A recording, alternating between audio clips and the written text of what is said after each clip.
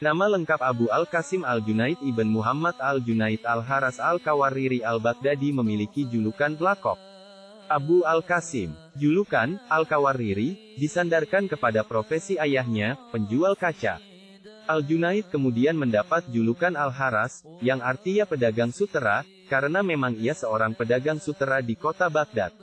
Beliau lahir di Baghdad, tahun kelahiran Junaid masih belum bisa ditentukan secara pasti sampai sekarang namun, diperkirakan dia lahir sekitar tahun 210H berdasarkan penghitungan masa mudanya ketika belajar hadis dan fikih di bawah bimbingan Abu Sur Ibrahim bin Khalid Al-Kalbi Al-Baghdadi, W. 240H, di mana pada saat itu diperkirakan Junaid berumur 20 tahun, sedangkan pendidikannya hanya memakan waktu 3-5 tahun. Junaid wafat di Baghdad, kota kelahirannya, pada hari Jumat petang tahun 298H. Awal pendidikan Junaid dimulai dengan belajar ilmu pengetahuan agama pada paman dari pihak ibunya, yakni Abu Al-Asansari ibn Al-Mughalis Al-Sakati, W. 253. Beliau adalah murid dari Ma'ruf Al-Karhi, W. 200H, dan merupakan salah seorang sufi yang terbilang di kota Baghdad. Perlu diketahui bahwa kata Sari Al-Sakati yang ditambahkan pada nama paman Junaid disebabkan oleh tabiatnya yang selalu menetap di rumah dan sangat jarang keluar rumah kecuali untuk salat berjamaah dan Jumat. Sari Al-Sakati wafat pada usia 98 tahun, tepatnya setelah azan salat subuh pada hari Selasa tanggal 6 Ramadan 251 Jasad tokoh sufi yang mulia ini dimakamkan pada hari yang sama setelah salat asar di daerah Syauniziyah, Baghdad. Perjalanan pendidikan tasawuf yang dialami Junaid juga diwarnai oleh ajaran-ajaran Abu Abdullah Al-Arits ibn Asad Al-Muhasibi, sufi keturunan Arab yang lahir di kota Basrah pada tahun 165.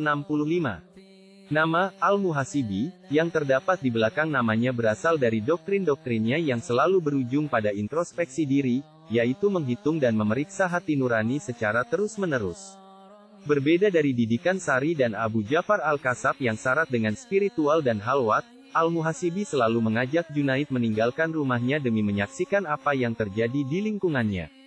Beliau menuntut ilmu dan memiliki banyak guru di antaranya, Muhammad ibn Al-Kashab Al-Baghdadi, Imam Al-Hasan bin Muhammad As-Syaba Az-Zafarani, Imam Bukhari, Ahmad bin Yahya bin Wazir bin Sulaiman At-Tujibi, Abu Sur Al-Kalbi Al-Baghdadi, Imam Abu Ali Husain bin Ali Al-Krabisi, Harmalah bin Yahya bin Abdullah At-Tujibi, Imam Ahmad bin Hanbal, Muhammad bin Syafi'i, Ishaq bin Rohawe, Abu Yakub bin Yusuf bin Yahya Al-Buwaiti, Abdullah bin Zubair bin Isa, Abu Bakar Al-Humaidi, Imam Sari As-Sakti Al-Harits Al-Muhasibi, Ma'ruf Al-Karhi. Ajaran tasawuf Junaid diterus oleh banyak ulama sufi lainnya, terutama kaum sufi Sunni. Bahkan banyak tarekat yang silsilahnya tersambung dengannya. Di antara ulama-ulama yang meneruskan ajaran Junaid adalah Ja'far Al-Huldi, Abu Muhammad Al-Jariri, Abu Bakar As-Shibli, Muhammad bin Ali bin Habisi, Abdul Wahid bin Alwan, Imam Ad-Darukutni, Imam Nasai, Ibnu Al-Qadi, Ibnu Suraij, Ibnu Munzir, Benul Qoshi, Abu Ishaq Al-Marwazi, Al-Masuti, Abu Ali At-Tabari, Al-Kafal, Al-Kabir, As-Syashi, Ibnu Abi Hatim. Dikisahkan, suatu hari Imam Junaid Al-Baghdadi duduk-duduk di Masjid As-Shuniziyah bersama penduduk Baghdad lainnya. Beliau menunggu beberapa jenazah yang hendak mereka solatkan. Di depan mata Imam Junaid, seseorang yang tampaknya ahli ibadah terlihat sedang meminta-minta. Andai saja orang ini mau bekerja hingga terhindar dari perbuatan meminta-minta tentu lebih bagus, kata Imam Junaid dalam hati. Kondisi aneh terasa ketika Imam Junaid pulang dari masjid itu. Beliau punya rutinitas sholat dan munajat sampai menangis setiap malam, tapi kali ini beliau benar-benar sangat berat melaksanakan semua wiridnya. Ulama yang juga biasa disapa Abul Qasim ini hanya bisa bergadang sambil duduk hingga rasa kantuk menaklukkannya. Dalam gelisah, Imam Junaid pun terlelap. Tiba-tiba saja orang fakir yang beliau jumpai di Masjid As-Shuniziyah itu hadir dalam mimpinya. Anehnya, si pengemis digotong para penduduk Baghdad lalu menaruhnya di atas meja makan yang panjang. Orang-orang berkata kepada Imam Junaid, "Makanlah daging orang fakir ini. Sungguh kau telah mengumpatnya." Imam Junaid terperangah. Beliau merasa tidak pernah mengumpat pengemis itu. Sampai akhirnya beliau sadar bahwa ia pernah menggunjingnya dalam hati soal etos kerja. Dalam mimpi itu Imam Junaid didesak untuk meminta maaf atas perbuatannya tersebut. Sejak saat itu Imam Junaid berusaha keras mencari si fakir ke semua penjuru. Berulang kali beliau gagal menjumpainya.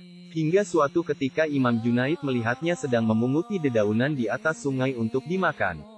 Dedaunan itu adalah sisa sayuran yang jatuh saat dicuci. Segera Imam Junaid menyapanya dan tanpa disangka keluar ungkapan balasan. Apakah kau akan mengulanginya lagi wahai Abul Qasim? Tidak. Semoga Allah mengampuni diriku dan dirimu.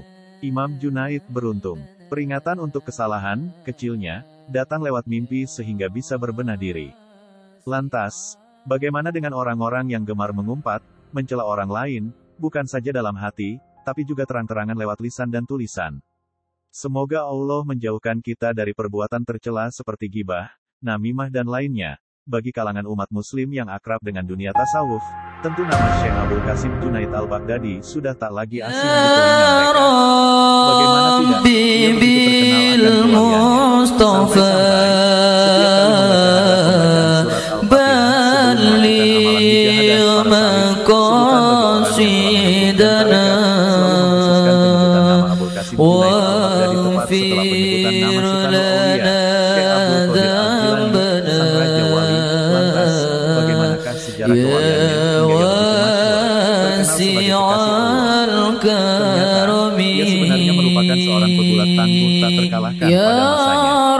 Ia juga sangat ditakuti oleh para lawannya. Hingga suatu ketika, sang raja pada masa itu mengadakan sayembara bahwa siapa saja yang dapat mengalahkan Abul Qasim akan mendapatkan hadiah yang begitu banyak. Sayembara tersebut akhirnya terdengar juga oleh seorang lelaki parubaya di salah satu sudut kota Baghdad. Ia adalah seorang keturunan Rasulullah Muhammad SAW yang hidupnya begitu memprihatinkan. Sudah beberapa hari terakhir, keluarganya tak makan. Usianya juga sudah cukup tua, kira-kira 65 tahun. Namun, hal itu tak menyurutkan nyalinya untuk mengikuti sayembara melawan Abul Qasim. Karena ia memiliki cara tersendiri. Hari pertarungan telah tiba. Hingga saat itu, anehnya tidak ada seorang pun yang berani mendaftar melawan Abul Qasim. Maklum, seluruh penduduk kota sudah mengerti kehebatan Abul Qasim dalam bergulat. Mereka lebih memilih nyawa mereka daripada harus mati untuk memberikannya hadiah sayembara dari raja. Berbeda dengan lelaki kuliah rasul itu, ia tak gentar sama sekali. Demi keluarga yang sudah beberapa hari tak makan, ia rela mengorbankan nyawanya. Saat ia mulai beradu pandang dengan Abul Qasim, saat melakukan penghormatan salam sebelum bertarung, ia berbisik kepada Abul Qasim, "Wahai Abul Qasim, aku tahu bahwa engkau adalah pegulat terhebat di kota ini. Dan aku pun yakin bahwa aku tak akan mampu mengalahkanmu. Namun, tahukah engkau mengapa aku berani bertarung denganmu? Aku adalah cucu Rasulullah, namun keluargaku sedang tertimpa kesusahan. Sudah beberapa hari terakhir aku dan keluargaku tak mampu makan. Maka dari itu, aku memohon kepadamu agar engkau bersedia berbagai talang hingga akhirnya hadiah sayembara itu ku dapat dan keluargaku dapat makan." Mendengarnya, Abul Qasim begitu prihatin. Ternyata ada juga keturunan Rasulullah yang seperti itu. Akhirnya, dengan niatan memuliakan anak cucu Rasulullah, ia turuti permohonan lelaki itu. Dan benar, lelaki tersebut sukses memenangkan sayembara dan kemudian membawa pulang hadiahnya untuk keluarga. Sedang Abul Qasim harus menanggung malu bahwa pegulat terhebat di kota itu telah dikalahkan hanya dengan pukulan lelaki tua usia 65 tahun. Tapi hal itu tak membuat hati Abul Qasim kecewa sedikit pun. Dia justru bersyukur sudah dapat membantu cucu Nabi. Meskipun orang-orang sekota menghujatnya karena memang tidak tahu, dan Abul Qasim pun merasa hal ini tidak perlu diberitahukan. Hingga suatu malam yang indah, Abul Qasim bermimpi ditemui oleh seorang lelaki yang ketampanannya tak dapat tergambarkan oleh kata-kata. Ia begitu penuh dengan cahaya. Namun, keteduhan wajahnya dan kemewahannya tak membuat mata silau melihat pancaran cahaya dari dalam manusia terbaik sepanjang masa. Ya, ternyata ia adalah Rasulullah Muhammad SAW. Dalam mimpinya itu, sang Rasul berkata pada Abul Qasim bahwa mulai malam itu ia diangkat oleh Allah derajatnya menjadi waliullah, kekasih Allah.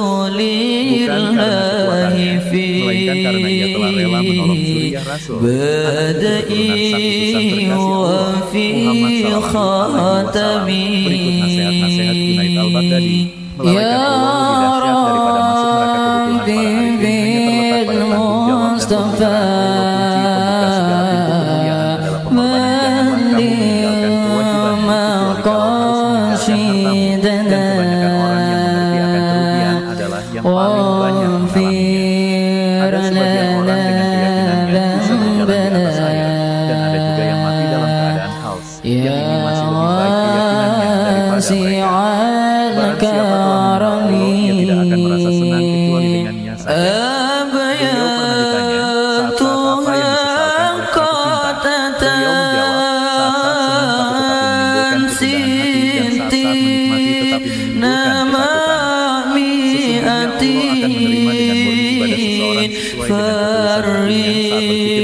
Oleh karena itu, lihatlah apa yang berhasil di hatimu. Ya wasi'al karami, ya Rabbi bil Mustafa